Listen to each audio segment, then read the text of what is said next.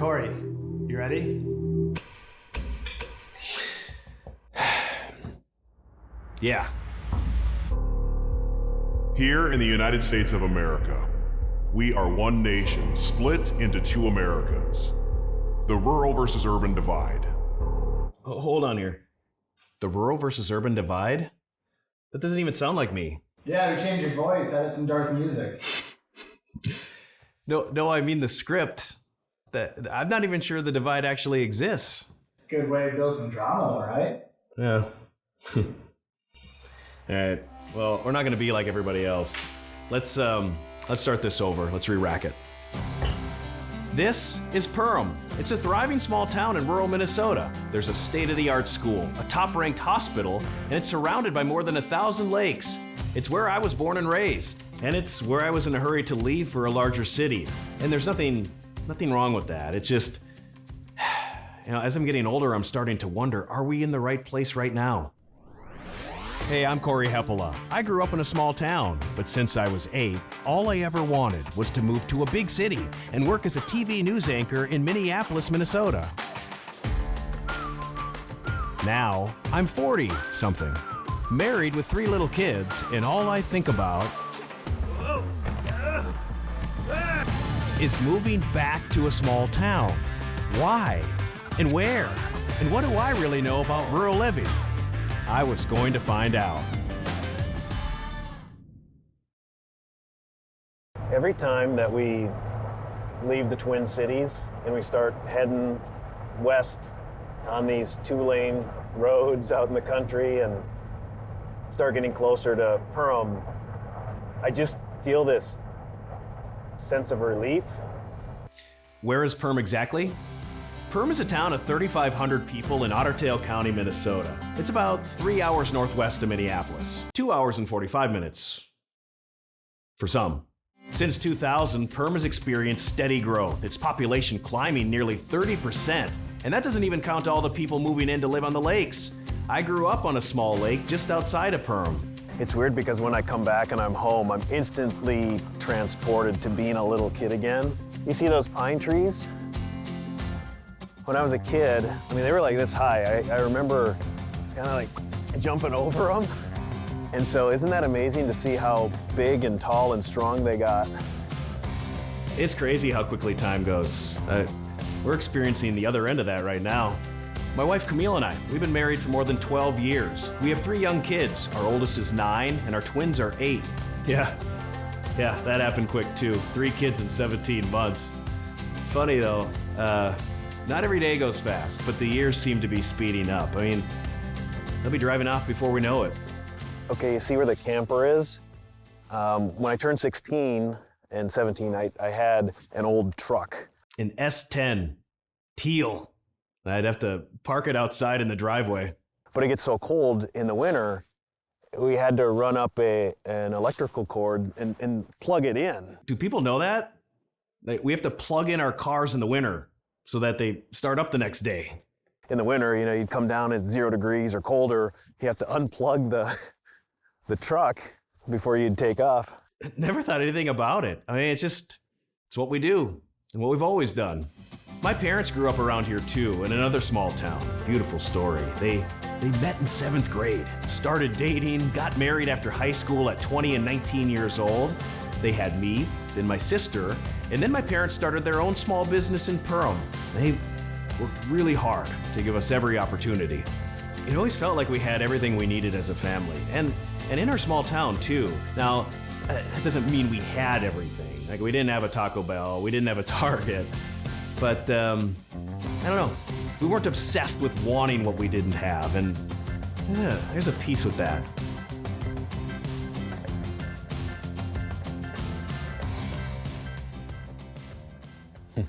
Spent a lot of time here as a kid. Growing up, there was always the question, are you Lutheran or are you Catholic? Very active here within church, but our church was very active within the community. And not a lot of diversity there. Everybody was either one or the other. Like, I'm Lutheran.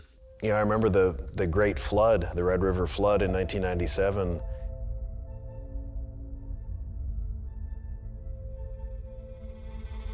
Okay, we don't have a map, so picture this. The Red River separates North Dakota and then Minnesota. And the Red River, it's prone to spring flooding because it flows north, and then of course it snows a lot here. The 1997 flood was the worst in history, caused $3.5 billion in damages. Grand Forks and all the way down, so many of those communities were just destroyed. I remember our church bussed up north. This is about an hour and a half to this small town, Ada, Minnesota. We went up there and spent, a full day there helping people clean up in their houses. I remember the devastation and the pain that these people were going through. There's nothing like a flood. Everything is ruined. Our church group couldn't change what happened, but this was one small way for us to help. And that's the thing about rural America, is that we're all in this together. We want to help each other. And church plays such an important role in all of that, living out its mission to serve one another, to help serve the Lord. It's not just small towns. I see this type of faith-driven service in large cities too, because we want to help each other.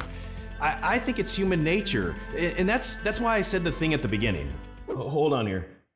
The rural versus urban divide? I don't think the rural versus urban divide actually exists. I think it's more of a perception than a reality. Let's think about it for a minute. The rural versus urban divide is the idea that we're living in two completely different Americas, separated by geography, politics, and economy. But I've lived in both. I meet people from both rural and urban communities, and I don't feel a divide at all. That's because this narrative is largely driven by politicians and new age media who are fueling for support. Unfortunately, the same stories get told and turned into headlines. Urban communities are diverse and thriving, and rural communities are old and dying. Except that's not the reality for rural America. There's opportunity out there. Good stance here, good stance. Oh, that's Matt Nagel. Never met him, only heard about him. Matt's a wrestling legend. 5-time high school state champion from small town Frazee. An All-American at the University of Minnesota. Won a national championship as a coach. And now, Okay, we want to be sharp here. he's back in rural Minnesota. Shot. Coaching 130 kids, kindergarten through 6th grade, as the Perm Youth Wrestling coach. Keep moving, keep moving. I don't know if the kids know, but they probably have the most accomplished youth coach in the country. Did you ever think you'd be coaching youth wrestling? I wasn't quite sure. I always knew that I would be involved with my kids. To me, it's just something that I always grew up with, and this is what my dad did, and so it's pretty natural. Matt's dad, Clay Nagel, is also a wrestling legend. High school All-American, 3 state championships as a high school coach, and was inducted into the Minnesota Wrestling Hall of Fame. How would you characterize him? I mean, you're his son, but he's a legendary coach in his own right. He was such a good example of always just dividing that between coach and dad. Whenever we left the practice room or we were on the car ride home, it was like the coaching was out the window, and he addressed me as like his kid and dad. You know how great Matt was? I went to 2 high school wrestling matches my entire life. Both to watch him. He made it look so easy. Started as a 7th grader. I think my first 6 varsity matches, I either got pinned or got my butt kicked. Before all the success, Matt struggled, and his dad gave him a choice. There was a few moments where I think he said, well, if you don't want to do this, then quit. And I was like, nah, it's not in my DNA. That's such an important lesson. Matt chose to fight. He worked harder, focused, and used those losses as motivation. The next year, as an 8th grader, he won his first state championship. Then he won it all again as a freshman, sophomore, junior, and senior, becoming the first Minnesota high school wrestler to win 5 state titles. All because he didn't quit when it got hard. He kept working. I mean, we all lose, but it's how we pick ourselves back up that matters.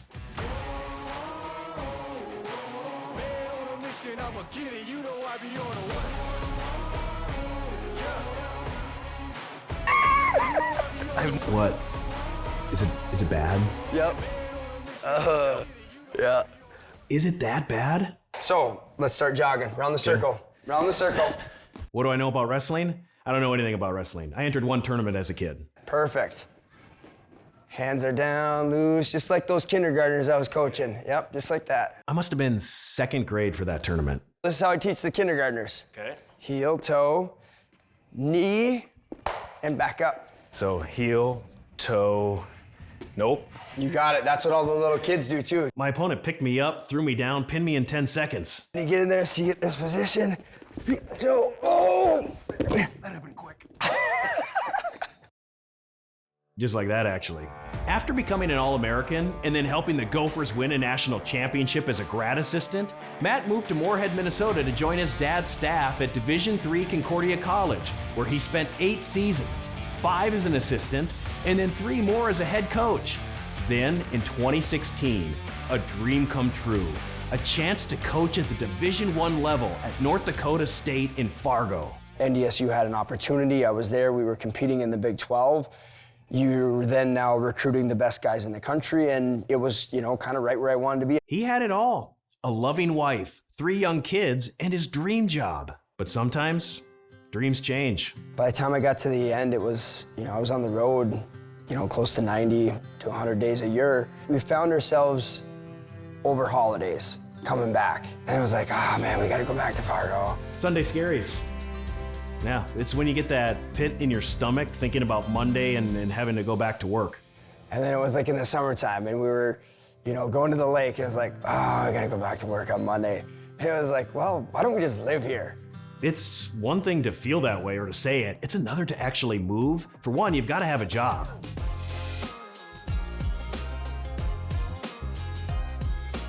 So there's hairnets. Obviously, we got to follow our GMPs. GMPs, that's good manufacturing practices. That's what they've been doing here at KLN Family Brands for more than 60 years. It's a 3rd-generation family-owned business with iconic brands in different spaces. Nutrisource Pet Food, Sweet Chaos Popcorn, and Wiley Wallaby Licorice. That licorice is so good. It's like soft and chewy. They got different flavors, and it's all over the country. Every one of these foot baths that you go through, we ask that you do touch your feet in it.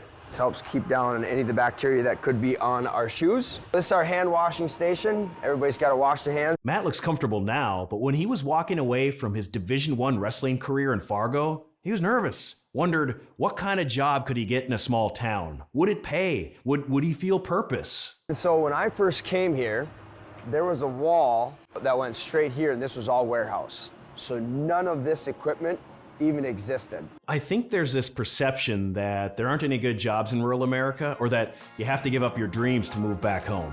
Look at Matt though. He met with KLN, who helped him identify what it was exactly that he loved about coaching wrestling. The people. Matt's a coach at heart, so he's passionate about helping others grow professionally and personally.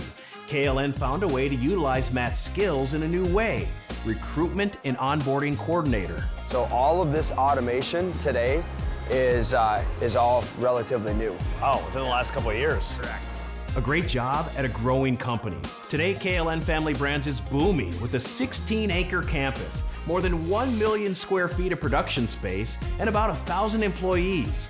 Under the KLN umbrella are 4 sister companies: Tuffy's Pet Foods and Kenny's Candy and Confections in Perham, and then Tuffy's Treat Company and The Spot, which are located in other small towns in Minnesota. And it all started in Perham.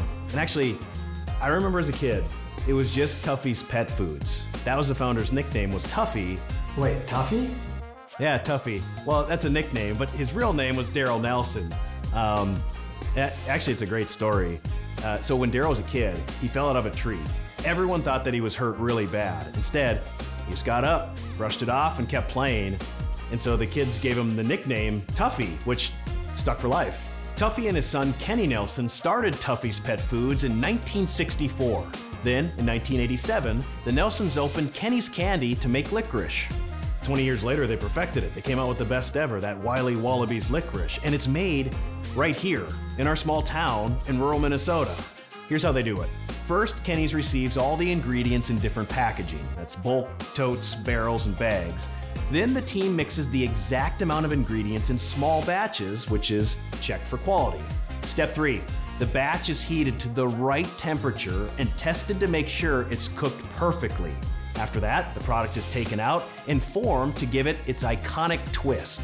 Next, This here is 250 feet long, and it's all one coil. the cooling process. After that, the licorice is cut into 1.5-inch pieces. Then it rolls straight up and over to be packaged through the new automated packaging equipment. I'm just amazed because my brain doesn't work like this, like how this all fits together and comes out the way it does. Yeah, and the cool thing is that like a lot of our pieces are all mobile, so you see they're almost all on wheels, so we'll be doing one product and then we'll do a changeover and they'll switch and they'll realign everything. At the packaging deck, individual pieces are grouped together based on weight and placed in a package to be boxed up.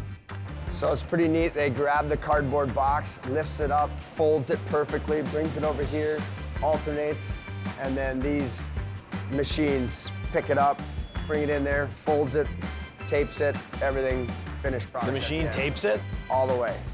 Unbelievable. All the cool stuff going on in there, and I get impressed by the automatic boxing machine. All of the packages are in a single box, it's taped up, and it's ready to be shipped or moved. Yep, goes right there, and then we'll take it, forklift will come pick it up and take it in the warehouse and go from there. And Wiley Wallabies goes everywhere. People are loving this licorice in New York, Florida, California, all across the United States. And that's not the only thing they make. This is Sweet Chaos popcorn. So this is the popcorn popper position. It'll have one person that is gonna manage anywhere between 6 and 12 kettles.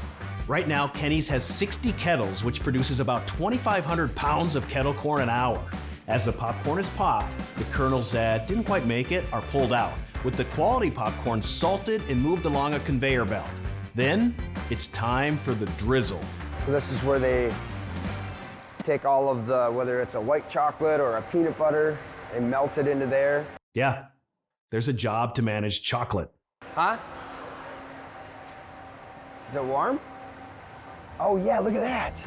That chocolate, or white chocolate, or peanut butter, has a very specific, very secret recipe. And that's what gets drizzled on the popcorn. They do have other flavors that aren't drizzled, like movie theater butter, sea salt, a bunch of others too. It's just that Matt was really excited about the chocolate. Oh yeah, look at that. We're not done yet. The next step is subtle, yet key.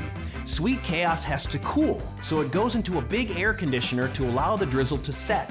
From there, it's packaged based on weight and sent to the warehouse to be shipped. Just like Wiley Wallaby, it's become so popular, KLN has had to expand. This used to be the outside of the wall, and you used to walk up here, and this was just a parking lot. And this whole space is all brand new. Can we stop for a second? Are we able to just rewind it back a couple of minutes? I know, sorry, this is kind of random. Right there. Can we take that full screen? That's Nate Schmitz. He's a day shift production manager at Kenny's. The reason I wanted to come back to this, I didn't really pick up on the dynamics of this conversation until later when Matt said this. So it's kind of fun. I recruited Nate out of high school. Came to Concordia, wrestled for me there, was awesome, was one of our great leaders. Nate was an All-American at Concordia. He moved back here, I moved back here, and we're literally backyard neighbors. And so his kids and my kids, like, they get to play in the backyard all summer long. Yeah. And he works here and I work here, and just kind of fun. Yeah. It's good people. It's good people and those special small-town relationships that sparked KLN's growth. The company values being a proud, people-first company. It's felt inside the walls, proclaimed on their website, and shown in the community. In 2022, KLN donated more than $1 million to a number of nonprofit organizations. When you're working with a potential employee, you're recruiting someone to come work for this company, what do you share about KLN's why? It's not even just the why, but it's the whole picture, right? The whole picture. Sure, it's the job and the responsibilities, the pay and the benefits. It's also helping people see there are meaningful careers that pay well in rural Minnesota. Get them to understand that this might be the starting point, but where can you go? And then what is the bigger purpose here? The bigger purpose here is the community, Perham. KLN has a saying, sometimes the biggest move you can make is deciding to stay. I actually think that's symbolic of the company itself. At any point over the last 60 years, KLN could have relocated, may have even been easier. But this is home, and KLN chooses to grow here and invest in the community to make it stronger. KLN partnered with Perm Health to create more childcare options. They helped develop the Perm 180 housing program, which helps people in recovery with safe and affordable housing and employment. The company also consistently donates to the school district, boys and girls clubs, community center, everything. It's the perfect example of how a successful company can help its rural community thrive, which then creates an environment where people want to live, work, and play. 41-year-old Matt talking to 18-year-old Matt who's just getting to the Twin Cities. Could you have convinced 18-year-old Matt that, hey, one day you're going to be back in Lakes Country here? No, not a chance. No chance. I get it. I was the exact same way, but things change when you become a parent. You want your kids to be safe, happy, and go to a great school. Perm has all that. In 2018, the district opened a state-of-the-art $30 million high school, an incredible ecosystem that allows for Knowledge Bowl, speech, robotics, FFA, and in sports, Perm has won 25 state championships in gymnastics, boys and girls cross country, boys basketball, and even esports. I did student council, band, I did 3 sports. Oh, jeez, that happened quick. Not wrestling, but at the time, I didn't realize I was getting such a well-rounded education because that's all I knew. I had to leave to realize that. I don't think I'd have the perspective on life that I have today had I not went to like a big city and saw what that was like. It opened up a lot of perspectives of what else is out there. I've just always taken what I've learned along the way. Leaving also helped Matt see the value in the place where he grew up.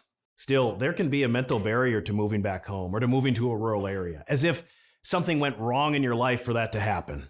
If anything, I look at the opportunities. I mean, it was a gain for me to come and be a part of this type of an organization in my personal career, but also the opportunities for my kids and my family. Matt and his wife chose to move to a rural area. They chose the school. They chose to coach his son in wrestling. Matt chose to work at KLN. Matt's living the life he wants to live and telling others about it. I really enjoy talking with 17, 18, or even a freshman or a sophomore in college to share that experience. And I'll encourage them, even as soon as they graduate, go try something first. Make some good connections here, value what you do have, and then ultimately, you know, when that time is right in your life, it'll feel right. He's right. I know he's right.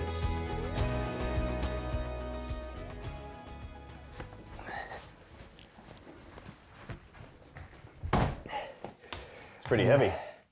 Not sure what's in here. Could be some bats could fly out of here. I had to see it all. So this is the junior national tournament in Fargo, and you can see how big that bracket is. You're not even really smiling. Were you told not to? I think he's a little embarrassed, but look, if I was that good at something, I'd show everybody all the stuff. Got to go down and meet Jesse Ventura. So when he was governor? He was governor, yep. They made it like an official day to celebrate Matt Nagel in the state of Minnesota. And also I do think it's important to reflect on our past sometimes. Now, it doesn't define us, but it does help explain who we are today. Like Matt chose to wrestle at the University of Minnesota, to push himself at a powerhouse program. That's, why I chose to go there, because at the time, the guys that were at my weight class, it wasn't a shoe-in for me just to come in and be a starter. I was gonna have to wrestle, probably be behind some guys and work to get to that point. That says a lot about him. He embraced the challenge and it made him stronger. That's my Big Ten medal from my junior year, All-American. You just handed that off like it was nothing. All-American. This here looks like national championship team ring when I was a grad assistant there. And it's those experiences that prepared Matt for life. Life as a husband, a dad, a coach, and a leader at KLN. This was a little more recent. That's I got inducted to the Minnesota Wrestling Hall of Fame. It's interesting when you're in the moment, you're probably just thinking about the next thing, like trying to win or what you need to do to win another title or whatever. But have you had a chance to kind of reflect? Actually, when I got that award, I had to write a speech. It was probably one of the most confident speeches that I've had, just because I got to share who all helped me, how I got there, and what Minnesota wrestling and the sport meant to me as a whole. Did you catch that? Matt said in his speech he was able to share who all helped. You think about your life decisions, and had I not went to Minnesota, you know, and how much different my life would be. And I almost didn't go to Minnesota. To think if I would have done something differently, where would I be today? Yeah, I think about that stuff all the time. What I do know is Matt is exactly where he wants to be, and he seems at peace. What are you thinking about? It's amazing how big everything seems when you're a kid, and now when you come back as an adult, you have just a different perspective on things. My perspective has changed. I love where I grew up, but at 18, I was in a hurry to leave. And I'm starting to see things differently. You just get a little bit older and a little bit wiser. You appreciate those smaller things in life that you did have. It's not that living in a small rural town is better than a big city. It's that it exists with opportunities, and it just might be what we're looking for. Are you happier today? Oh gosh, yes. I mean, this is exactly where I want to be with my kids, and it's been a great decision. He's happier.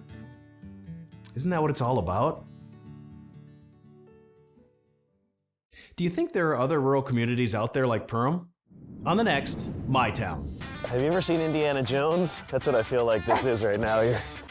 Iowa? Oh, you betcha. You betcha. We're going to Iowa? Man, it's mad love up in here. Okay.